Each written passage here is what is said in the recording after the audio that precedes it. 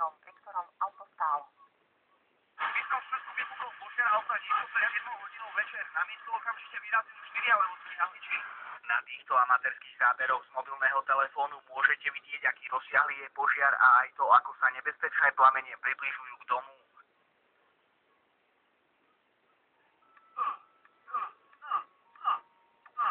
Takto?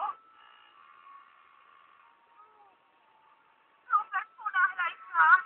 Už som skoro tam.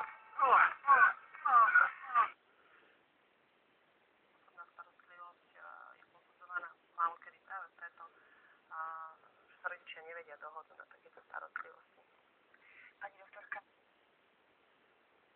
Dnes Matovič zase reagoval otázkou. Pána už bývalého generálneho prokurátora by som sa veľmi rád opýtal, prečo kauzu s 20 miliónovým úplatkom v spojitosti so mnou 4 mesiace bezdôvodne držal v šuflíku.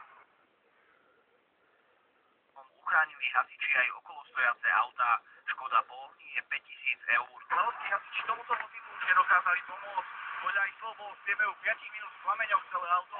Rozpísteho štvrtka pre televíziu Joj Matúška Mák. Krátko pred 11:30 sa v obci Eliášovce nedaleko Senca zrazilo osobné auto s nákladiakom.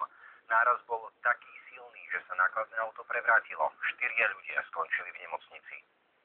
Mladý vodič v obci Eliášovce vôbec nerešpektoval túto stopku. Vyrútil sa na hlavnú cestu, kde sa zrazil s nákladným autom. Vodič nákladného auta zrejme nestihol ani pribrzdiť, keďže sa pri náraze s autom prevrátil. Osobné auto, v ktorom sedeli 3 mladí ľudia, odhodilo do stĺpu. Na miesto nehody prišiel medzi prvými aj pán Žot, ktorý podal najťažšie zranenému mladíkovi prvú pomoc. Vytrel som z ústa, z nosa som zotrel krv.